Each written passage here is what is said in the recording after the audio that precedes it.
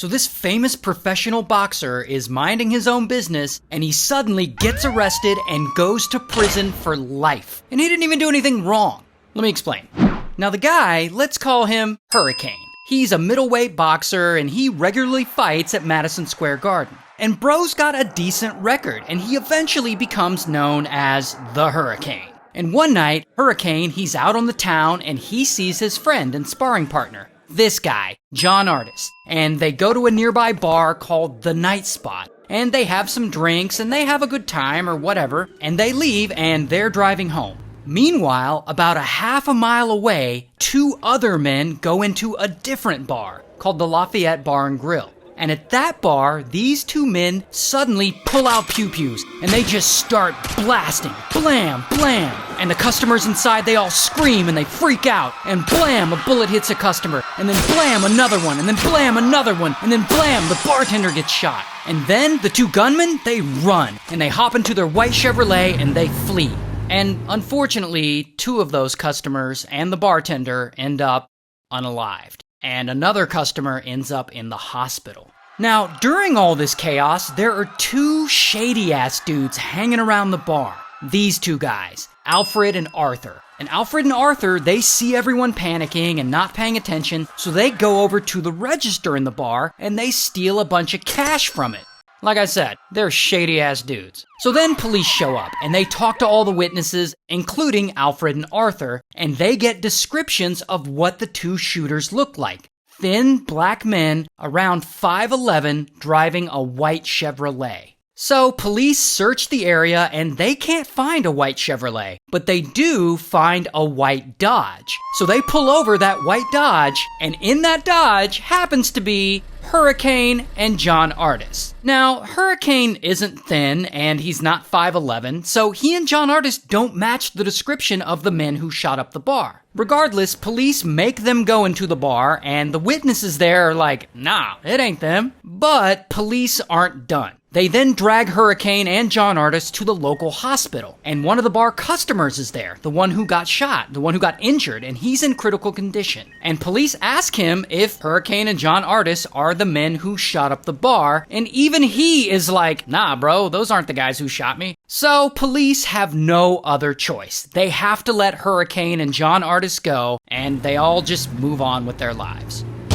Until several months later, police are still working on the case, and they turn to Alfred and Arthur to help them out. Now, allegedly, they offer them some things, like they offer them early parole from their previous sentences, they offered to overlook the fact that they took money out of the register that night, and most importantly, they offered them a $12,000 reward if they will identify Hurricane and John Artis as the gunman. And boy, that money seems to jog their memory. Like, all of a sudden, Arthur and Alfred are 100% certain that Hurricane and John Artis were the gunmen, and they identify them. It's funny how $12,000 can improve your memory like that. Anyway, that positive ID is all the police need. And bam, they arrest Hurricane. And then bam, they arrest John Artis. And eventually, the two men go to trial. Now, if you're wondering why the police are so convinced that Hurricane and John Artis did it and why they're so gung-ho to convict them, there's this whole racial component to this story that I'm not really qualified to talk about in depth. But just keep in mind that all of this is happening in the 1960s during the Civil Rights era. And things were, let's just say, a lot more racist back then. So these two guys don't stand a chance. Like white cops, white jury, white witnesses.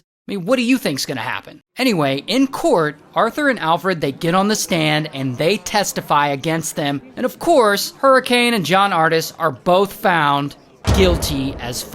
And John Artis gets sentenced to 15 years to life, while Hurricane, he gets sentenced to 30 years to life. But this story isn't over, because once Hurricane's in prison, he starts to use all his spare time wisely. He starts reading law books and typing up legal briefs and doing everything he can because bro wants a retrial real bad. He wants to get out, and he is not giving up until he does. So about 7 years go by, and he's still in prison. And then, finally, things start to look up a little. The New Jersey Public Defender's Office and the New York Times both discover and report that Alfred and Arthur had been pressured by police and bribed into giving false testimony on the stand.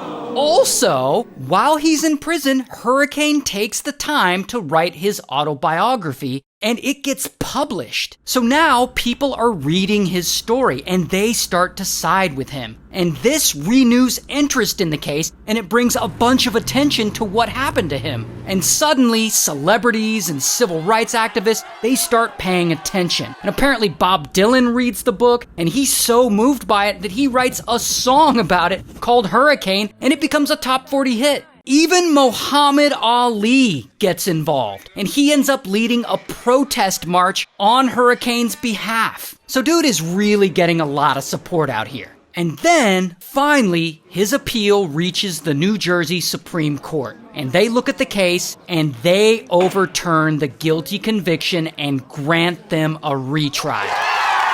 And Hurricane and John Artis are let out of prison on bail while they wait for this new trial. 9 months later, the new trial happens, and Alfred's shady ass gets back on the stand and he testifies again against Hurricane and John Artis, and he again identifies them as the gunman. And not only that, because of the time period and because racial tensions are so high, the prosecuting attorneys argue that Hurricane and John Artis had unalived those people in the bar because those people were white.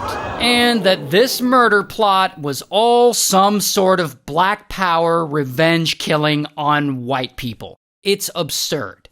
But as ridiculous as that sounds, the jury believes it. Like, oh yeah, that totally makes sense. It's like a reverse racism thing. So then, sadly, Hurricane and John Artis are found guilty as fuck once again. And after 9 months of being out on bail, the two go back to prison again for life. And so it looks like Hurricane is just gonna have to sit in prison and continue serving his life sentence.